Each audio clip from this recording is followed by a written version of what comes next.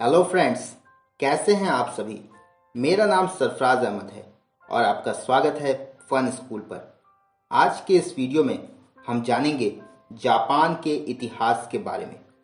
तो बिना किसी देरी के शुरू करते हैं। दोस्तों, जापान देश सभी सभ्यताओं में नहीं है। वैसे जापान के लोगों के धर्म में उनका मानना है कि उनके देवता जिनका नाम था इज़ानागी और देवी जिनका नाम था इज़ानामी, वे दोनों स्वर्ग के इंद्रधनुष पर खड़े होकर खजाने से लदा हुआ भाला धरती के सागर के पानी पर गिराते हैं। तभी एक आइलैंड का जन्म होता है जिसका नाम पड़ा जापान। फिर ये दोनों देवी देवता धरती के इस आइलैंड पर रहने लगे और माना जाता है जापानी लोग इन्हीं देवी देवता के बच्चे हैं।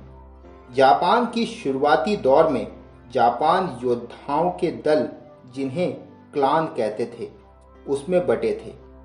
क्लान दरअसल उन परिवारों का एक ग्रुप था जो अलग अलग देवी देवताओं के पूर्वज थे।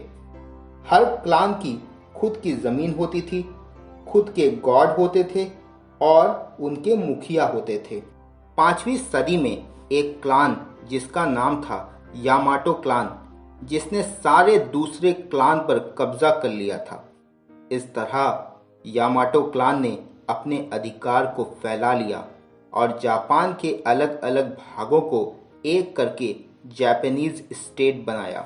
यामाटो क्लान के पहले सम्राट जिम्मू टेनो, वो ये सबसे कहते थे कि वो सूरज देवी के बेटे हैं जो धरती पर आए हैं।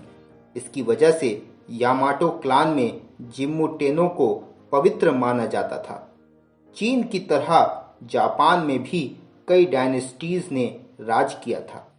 आपने अगर चाइनीज सिविलाइजेशन के वीडियो को नहीं देखा है तो आप नीचे डिस्क्रिप्शन पर दिए लिंक पर क्लिक कर कर देख सकते हैं। तो जापान के पूरे इतिहास में जिन्नु टेनो का परिवार सबसे शाही था। जापानियों का मूल धर्म का नाम था शिंतोइज्म। इसका मतलब होता है भगवान का रास्ता।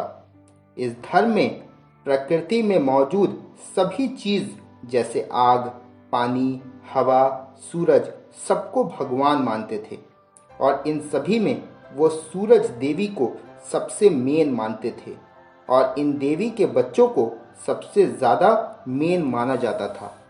ये धर्म उन लोगों को ये सीख देता था कि वो अपने मातृभूमि से प्यार करें, अपने क्लान में ईमानदार रहें और सम्राट पर उनमें श्रद्धा रहे। लेकिन कुछ सदियों में जापान के लोगों में मतभेद चालू हो गया और 5वीं से 8वीं शताब्दी में जब तंग डायनेस्टी राज कर रही थी, तभी चीन की कला, विचार और कल्चर जापान में आने लगे और यहीं से चीन के दो खास चीज जापान आ गई। पहला है वहाँ की लिखने की कला। जापान में लोग लिखना नहीं जानते थे, लेकिन चीन की स्क्रिप्ट जो कि हिरागाना और काताकाना, जो कि जापान ने भी इस्तेमाल करना शुरू कर दिया। और दूसरी चीज़ चीन से आई वो है बौद्ध धर्म।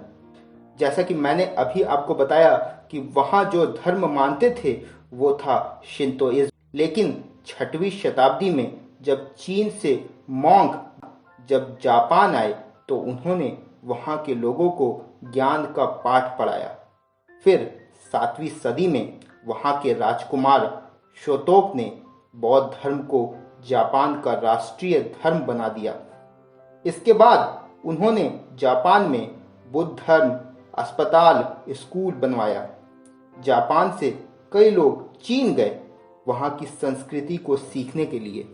अब 7वीं सदी में एक बहुत बड़ा बदलाव होने जा रहा था। इसे कहते हैं ताइका रिफॉर्म। उस टाइम जापान के लीडर वहाँ के लोकल हेड के पावर को खत्म करना चाहते थे और अपनी शक्ति को बढ़ाना चाहते थे। वे चाहते थे कि एक सेंट्रलाइज्ड गवर्नमेंट बने। इस बदलाव में वहाँ पर सिविल सर्विसेज की परीक्षा शुरू हुई ताकि नए न्यायिक अधिकारी को चुन सके और इसके साथ टैक्स के सिस्टम को इंट्रोड्यूस किया गया। उस टाइम एक नियम बना था जिसका नाम था फुजियारा। इसमें जब किसी शाही परिवार यानी कि राजा के परिवार में कोई लड़का पैदा होता था तो सम्राट को अपनी गद्दी से उतरना पड़ता था और उस छोटे लड़के को राजा का अधिकार मिलता था।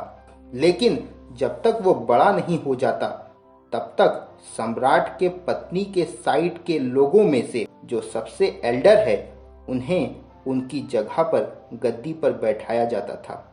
इस नियम की वजह से सरकार में भ्रष्टाचार बढ़ता चला गया और धीरे धीरे सरकारी खजाने के सारे पैसे खत्म हो गए। अब सरकार राज को चलाने में बेबस हो गई थी। इसकी वजह से उन्हें सैनिक क्लान की तरफ झुकना पड़ा अपनी सुरक्षा के लिए, ताकि दूसरे देश के लोग उन पर हमला न कर सके। इस तरह समुराई का उदय हुआ। 12वीं सदी में मिनामोटो क्लान का लीडर योरिटोमो ने सभी शक्तिशाली क्लान को हराकर जापान की सेना का लीडर बना। जो हारे हुए क्लान थे उन्होंने उसे शोगुन की उपाधि दी थी। उसने राष्ट्र को एक शक्तिशाली सैन्य राष्ट्र बनाया। इसका साम्राज्य साल 1192 से 1868 तक चला था। साम्राज्य के योद्धाओं की क्लास, जहां उन्हें लड़ने की कला सिखाई जाती थी, सीखने के बाद वो युद्ध लड़ने के लिए तैयार हो जाते थे, तब उन्हें समुराई कहा जाता था। उस क्लास में लड़ने की कला के साथ साथ साहित्य, इतिहास और लिखने की कला भी सिखाई जाती थी। इन सब का इस्तेमाल वो अपने राजा और शिक्षक की हिफाजत के लिए करते थे। समुराई को आखिर में 2 खास बातें बताई जाती हैं, जिसमें पहला है बुशिडो, जिसका मतलब होता है योद्धा का तरीका, जिसमें उन्हें ईमानदार, हिम्मत वाला, विनम्र, कर्तव्यनिष्ठ और न्यायपूर्ण होना चाहिए। और दूसरा है हाकाकिरी, जिसमें एक समुराई को आत्महत्या कर लेनी चाहिए जब वो दुश्मन के गिरफ्त में आ जाए। समुराई अक्सर एक तलवार इस्तेमाल करते थे जिसका नाम था कटाना। साल 1500 में सम्राट हिदेयोशी ने जापान के सभी भागों को एक साथ मिलाकर सभी जगह एक जैसे कानून लागू किए, जिससे एक राष्ट्र का निर्माण हुआ। उसे शोगुनाते नाम दिया गया और शोगुनाते के मेंबर शोगुन कहलाते थे। तो समुराई, शोगुन और सम्राट कई सालों तक इसी तरह बने रहे। फिर 1600 ईस्वी में पुर्तगाल से क्रिश्चियन मिशनरी जापान आए। ये वो पहला टाइम था जब बाहरी देश से कोई जापान आया। सम्राट बहुत चिंतित हो गए। वो ये सोचने लगे कि कहीं ये लोग हमारी संस्कृति को बर्बाद ना कर दे। इसी वजह से उनके प्रति अलगाव उत्पन्न हो गया, जिसे जापानी लोगों ने नाम दिया शोकोकु। फिर 1854 में यूएसए से कमांडर पेरी जापान आए। तब जापान को यह रियलाइज हुआ कि उनके पास दूसरे देश से लड़ने के लिए कुछ नहीं है। ना ही उनके पास गन है, ना ही जहाज है और ना ही कोई इंडस्ट्री है, जिसकी वजह से कोई ट्रेड भी नहीं होता था। इन सभी कारणों की वजह से जापान में बदलाव होना शुरू हुआ और इस बदलाव को नाम दिया गया मेजी रेस्टोरेशन। इसके लिए वहां के सम्राट तोकुगावा ने शोगुनाते को खत्म किया और जापान की राजधानी क्योटो से टोक्यो ले गए। इसके साथ शोगुन और समुराई दोनों को हटा दिया गया। अब एक आधुनिक सरकार बनी, जिसमें एक विधानसभा बना और जापान का संविधान लिखा गया। सिर्फ 50 सालों में ही पिछड़ा जापान से सबसे आधुनिक जापान में बदल गया। बड़े बड़े फैक्ट्री बने, ट्रेड होने लगे और हथियार बनने लगे। फिर साल 1905 में रशिया और जापान के बीच युद्ध हुआ जमीन को लेकर, जिसे रूसो जापानीज वॉर के नाम से भी जाना जाता है। इस वॉर में रशिया की जीत हुई।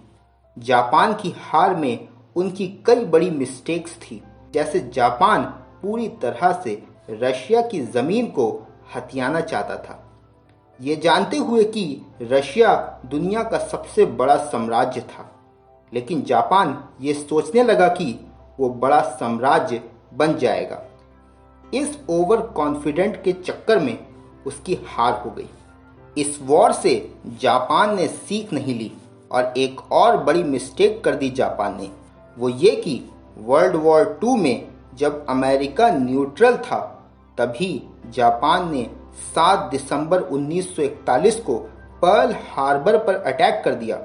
इसके बदले में अमेरिका ने भी 6 और 9 अगस्त 1945 को जापान के 2 शहर हिरोशिमा और नागासाकी पर परमाणु बम से हमला कर दिया।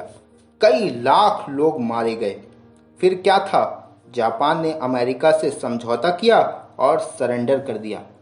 वर्ल्ड वॉर 2 से पहले जापान कभी किसी के सामने सरेंडर नहीं किया और ना ही कभी दया दिखाई, लेकिन इस हादसे के बाद जापान सतर्क हो गया और कसम खाई कि अब वो युद्ध पर कम ध्यान देगा और टेक्नोलॉजी पर ज़्यादा ध्यान देगा।